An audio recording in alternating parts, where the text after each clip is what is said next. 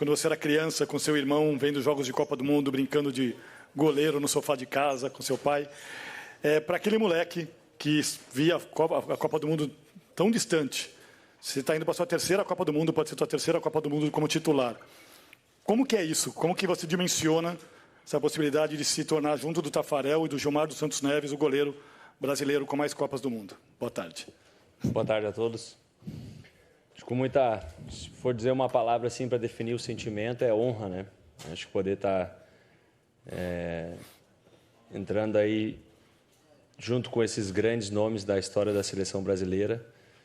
É um privilégio também para mim poder participar e disputar mais uma Copa do Mundo. Como tu falou, né? Quando eu assistia lá como criança, talvez eu sonhava em estar aqui, mas era uma realidade muito distante, né? E hoje, quando eu paro para pensar isso, é um privilégio e é uma bênção poder ter essa oportunidade de disputar uma Copa do Mundo vestindo a camisa da maior seleção. Então, me sinto muito honrado. Obrigado. Bassan. Oi, Alisson. Aqui no meio, Pedro Bassan, TV Globo, tudo bem? Você está chegando para a sua terceira Copa, não é? Nas outras, o período de preparação, teoricamente, foi mais tranquilo, o Brasil chegou até com um favoritismo maior. Nesses últimos anos, a gente teve um período mais turbulento, para o grupo como um todo, até para os goleiros e para você em particular, comparando com as outras, mas eu queria saber de você, como é que você compara esses períodos de preparação? Muitos dizem que a seleção cresce nas Copas quando a preparação não é tão tranquila. Eu queria saber o que você acha disso também e comparar esses três períodos.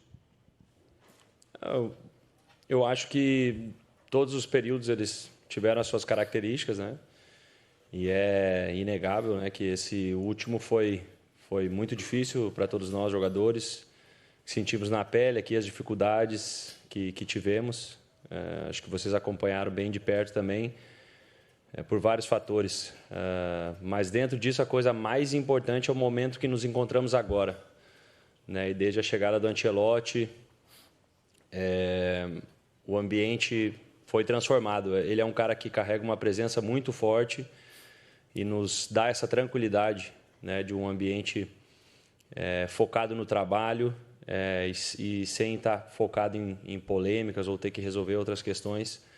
Então, dentro de tudo isso que aconteceu, né, o mais importante é o momento que nos encontramos agora, porque é isso que importa. É o momento que a equipe chegará para disputar o primeiro jogo, e se for da vontade de Deus, chegando até a final.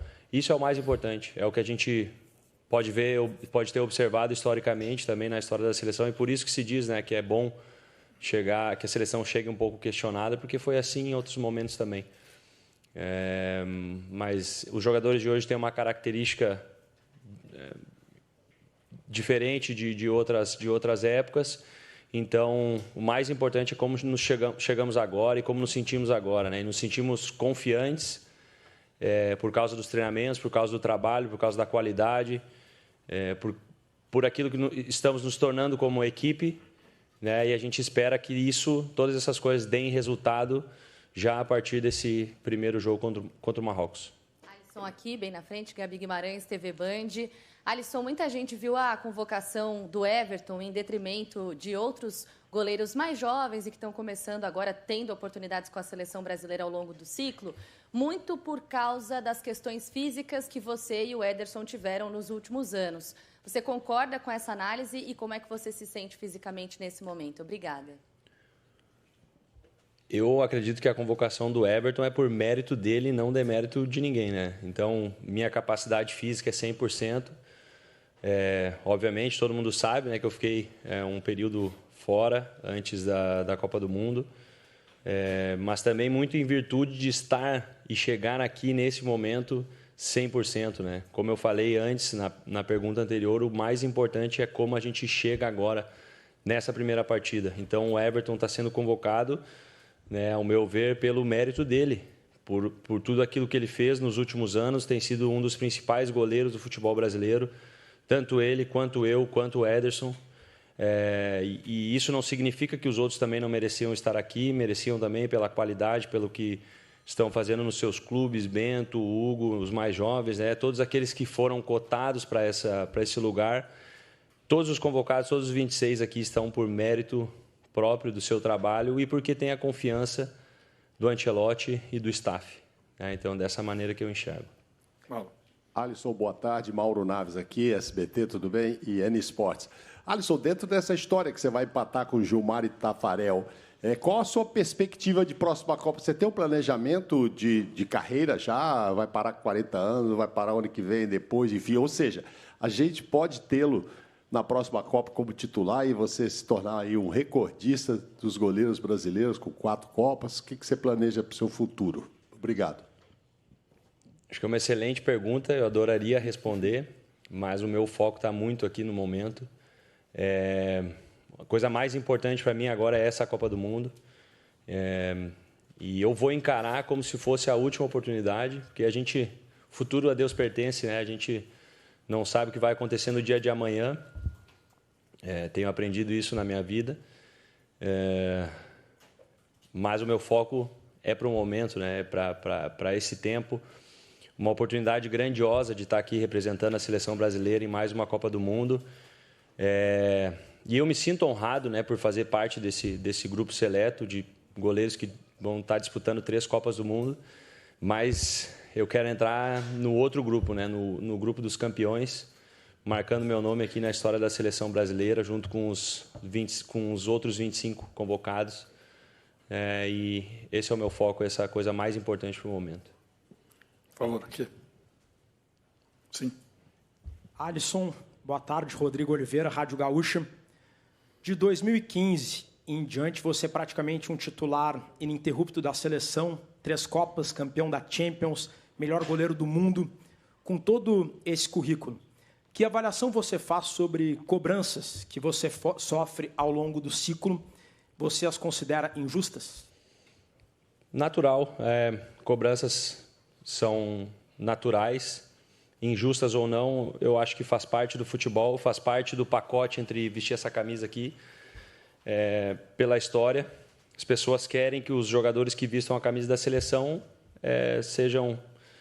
conquistem títulos, né?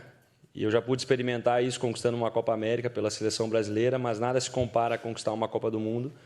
Então, esse é o objetivo. Eu acho que as críticas vêm também por conta disso, por não ter vencido nas outras oportunidades. E eu encaro isso com naturalidade. Já disse isso outra vez, eu sou o meu maior crítico. Né? Então, ninguém daqueles que me criticam hoje em dia, ninguém vai me criticar mais do que eu. Porém, a minha crítica ela é uma crítica baseada em fatos do dia a dia, né? Em uma leitura técnica, tática, psicológica, enfim. E ninguém me conhece mais do que eu mesmo, né? nesse sentido.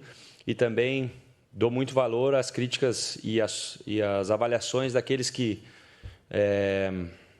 trabalham comigo no dia a dia, né? Dos preparadores de goleiro, aqui o Tafarel e o Marquinhos, dos treinadores. E ter a confiança desses caras, dos treinadores de goleiro, dos treinadores que passaram também aqui pela seleção, que depositaram a confiança em mim durante esses 11 anos, né, que eu venho sendo convocado. Então, para isso, eu acho que eu vejo isso de maneira natural e é óbvio que eu quero ser avaliado por aquilo que eu faço dentro de campo e pelas conquistas, né? Que é o nosso objetivo aqui. Nathalie. Alisson, aqui à sua esquerda. Nathalie Gedra, Fox Sports dos Estados Unidos. Eu vou pedir a gentileza de você gastar seu inglês um pouquinho. As one of the most experienced players, I wanted to ask you about the effects that 2018 and 2022... Can you hear me? Yeah, okay. The effects that 2018 and 2022 have, because it can make you grow a thicker skin, but it can also be draining emotionally. So how do you manage all of this that you lived in previous experience coming to this one? Well, I think I manage it looking the same way as everyone have to look in the ordinary life. You have to choose how you're going to deal with the difficult things, difficult moment that you go through your life, and I choose to learn from the past, and I choose to move forward, to look for the possibility I have in front of me, and he's a big possibility, a big opportunity, big privilege, and I feel blessed to be here and have the chance to try to win another World Cup. Boa tarde, Eduardo Celon, canal Free Clear. Parabéns pela convocação mais uma vez, por mais uma Copa. Alisson, a gente viu o Arsenal fazer uma temporada quase perfeita, ganhando a Premier League, sendo vice da Champions League, muito baseado em bola parada. E a gente sabe que a data FIFA, normalmente, é muito curta e prejudica que o técnico trabalhe isso, tanto defensivamente como ofensivamente. Esse prazo maior de preparação, o Brasil tem focado nisso? É um assunto de dia de treino? O Brasil tem treinado bola parada? Por conta de números, né? A gente sabe, percentualmente falando, muitos gols saem de bola parada, tanto para a gente poder defender, de tê-los tomado ou fazer. Eu queria saber de você se está acontecendo direto no treino essa oportunidade. Boa sorte. Obrigado. Excelente pergunta também, e acho que é evidente, né? Não só a Premier League fica mais evidente ali, porque muitos jogos são decididos em bola parada, né? O Arsenal, como tu deu o exemplo, venceu vários jogos jogando bem, dominando, criando várias oportunidades, mas venceu por 1-0, um gol de bola parada, porque era a força deles, né? Muitos podem criticar e falar o que for, é mérito do Arsenal, foi mérito do Arsenal isso. E nós aqui estamos conscientes disso, né? Que nessa Copa do Mundo também um aspecto importantíssimo será a bola parada. E temos nos preparado, temos treinado, com certeza, tanto ofensivamente quanto defensivamente. Felizmente contamos com um dos principais jogadores do Arsenal em bola parada, né, que é o Gabriel, e também outros jogadores que podem fazer a diferença ali ofensivamente e defensivamente. E sim, estamos trabalhando e é um foco nosso aqui estar bem preparado para esses momentos que podem decidir uma partida. Alisson, aqui Beltrão, Casé TV, prazer falar contigo. Cara, queria te perguntar sobre o sistema defensivo da seleção brasileira, que já vem sofrendo gols há alguns jogos seguidos, né? Queria te perguntar como é que está sendo essa preparação e qual é a atribuição que você acredita para esse recorde negativo nesses jogos? Se é a falta de entrosamento, se foram lances X. Eu sei que teve gol contra o Panamá, que a bola desviou e acabou entrando. Queria saber tua visão sobre essa sequência negativa do Brasil sofrendo gols em todos os jogos e se vocês estão trabalhando alguma coisa específica para isso não acontecer na Copa. Obrigado. A gente não quer isso, né? Eu, como goleiro, sou o primeiro que sai da partida insatisfeito com o fato de ter sofrido gols. Eu acho que uma equipe vencedora, ela tem que trabalhar tem que odiar tomar gol, odiar sofrer gol. O adversário tem que trabalhar muito forte para fazer gol.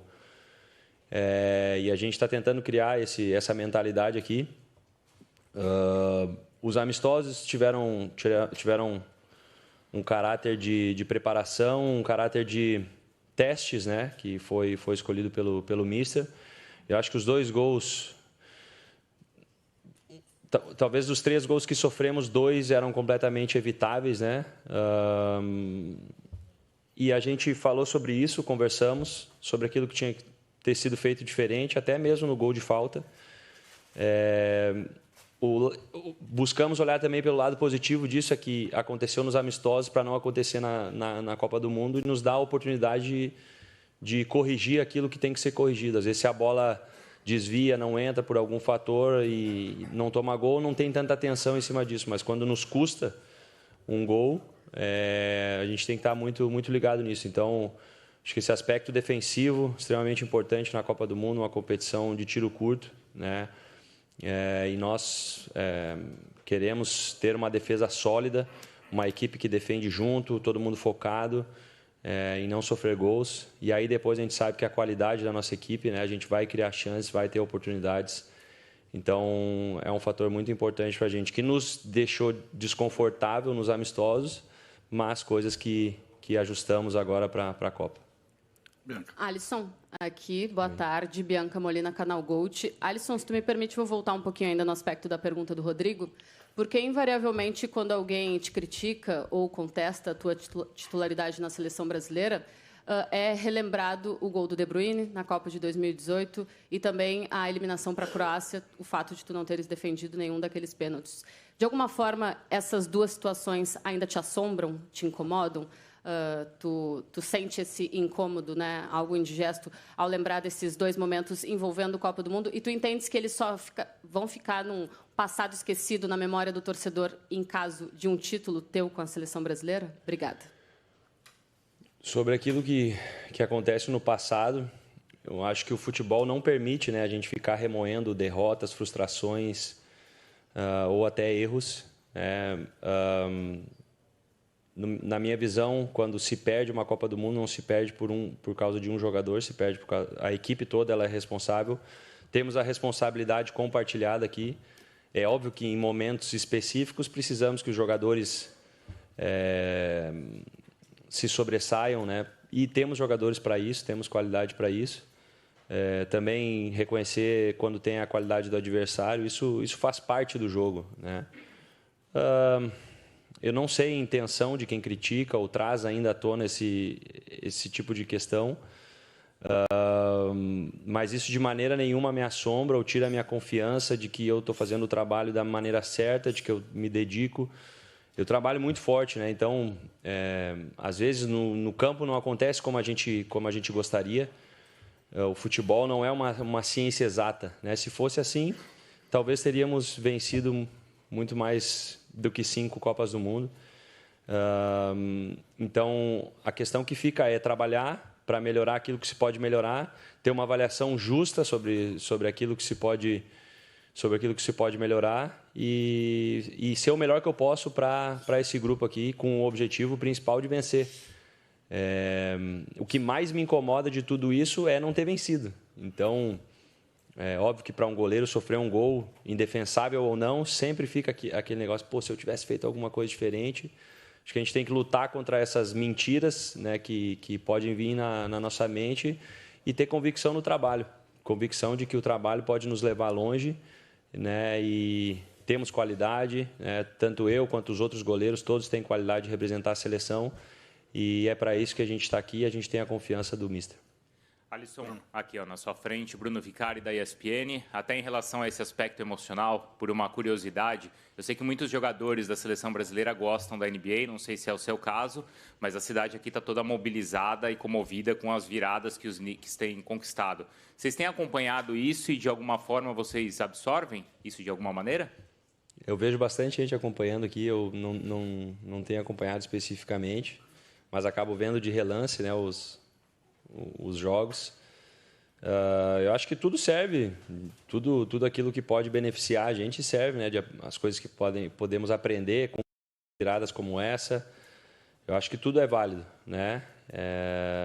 Mas como eu falei, o nosso foco ele é muito grande naquilo que a gente pode fazer dentro de campo, como equipe. O fator mental, né, emocional, ele é extremamente importante. E eu acho que a nossa equipe ela tem um grande equilíbrio de experiência, jogadores jovens, né, de entusiasmo e pé no chão. E isso acho que é um fator positivo da nossa equipe para que a gente possa, né, dentro dessa harmonia aí de equipe, ser uma equipe consistente que vai competir mesmo por vitórias e pelo título. Alisson, aqui atrás, ó, Ivan Moré, Portal Metrópolis. Você acabou de falar que o futebol não é uma ciência exata, né? Justamente por isso, a gente não pode esquecer que o Brasil, hoje, não é apontado como um dos principais favoritos. Atrás de alguns times como a Espanha, a França, a Argentina. Porém, nós não podemos nos esquecer que nós temos a camisa mais pesada do mundo do futebol. Somos o único país 5 vezes campeão do mundo e temos, de uma outra ponta, um técnico acostumado a liderar em grandes ligas, é um cara que tem 5 Champions como treinador e que sabe fazer reconhecidamente o gerenciamento de egos de jogadores, pelas passagens dos grandes clubes que ele dirigiu. Eu gostaria de saber de você, levando em conta esses dois componentes, o peso do Ancelotti e, ao mesmo tempo, o peso que a seleção brasileira traz para uma Copa do Mundo, esses dois fatores combinados, o que eles geram, e eu gostaria de saber também de algum pormenor que você possa ter dessa liderança tranquila que o Ancelotti propõe na prática, porque ele, inclusive, lançou um livro recentemente sobre. Então, me traz essa perspectiva. Como é que é o Ancelotti liderando? É um cara resiliente, humilde? Eu acho que ele é resiliente, ele é humilde. Acho que ele tem uma inteligência no momento certo de escolher as palavras que ele vai falar. Ele é um grande gestor. E também tem uma ideia clara de futebol. Uma ideia simples, uma ideia objetiva, que facilita o nosso estilo de jogo, né? Acho que todas essas combinações favorecem ao nosso grupo, à nossa equipe. E ele provavelmente deve ter sido intencional nas escolhas dos seus jogadores para que isso acontecesse, né? E favoritismo não garante nada para ninguém. Não garante que uma seleção será campeão, não. Às vezes traz até um peso, uma responsabilidade até maior. O peso da camisa, sabemos disso, né? E sabemos que é uma responsabilidade muito grande. Duas coisas sobre o peso da camisa: responsabilidade e privilégio, né? Então, é um privilégio, uma alegria. Isso é algo que o Mister também traz para a gente, sobre... eu consigo ver nele a alegria e a gratidão dele por ser o treinador, o comandante da seleção brasileira. Pô, um cara multicampeão, ele transparece isso. Eu acho que vocês podem perceber isso, pela tua expressão, né? Tu percebe isso. E nós, jogadores, também percebemos isso. O cara venceu tudo no futebol e ele está aqui na seleção brasileira com alegria, com entusiasmo. Óbvio que o cargo dele talvez tem mais pressão que ser presidente do país em seus níveis, né? Mas eu acho que todas essas combinações, todos esses exemplos assim nos favorecem no aspecto motivacional, né? E aí depois, dentro de campo, é com o jogador. A execução é do atleta. E eu vejo esse time com as características necessárias para ser um time vencedor, com muito pé no chão, muita tranquilidade, né? Sem trazer mais peso do que se tem. Eu acho que a gente tem que ter expectativa. A gente tem que criar expectativa para essa competição. O torcedor, a gente espera que o torcedor... E eu acredito que o torcedor vai vir junto, mas nós aqui dentro nós temos que criar essa expectativa e ter a confiança de que temos tudo aquilo que é necessário para se tornar uma equipe que pode ser campeão da Copa do Mundo. Delton. Alisson, à sua esquerda aqui, Delton Sá, Rádio Vale FM, jmbadalo.com.br. Receba um abraço do pessoal de Juazeiro do Norte, lá do Ceará. Você falou sobre entusiasmo, falou de pé no chão, dos 3 ciclos... Um que foi todo preparado, um treinador só, 2 ciclos quebrados pelo meio. E você acabou de falar de motivação.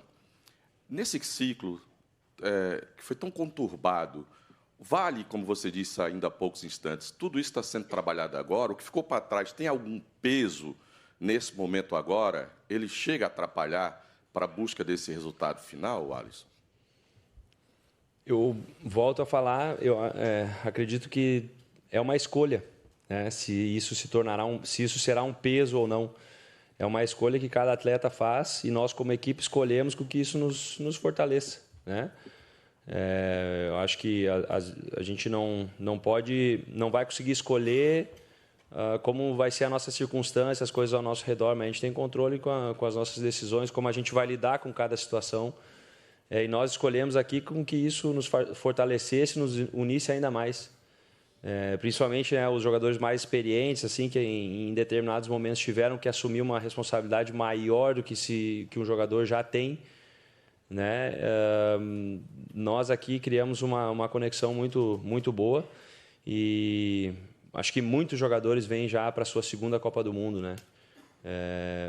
Isso nos favorece, isso é uma coisa que nos traz benefício, né? E nós escolhemos aqui focar no privilégio, focar na alegria e no prazer que é representar a seleção brasileira em uma Copa do Mundo, uma competição importante como essa.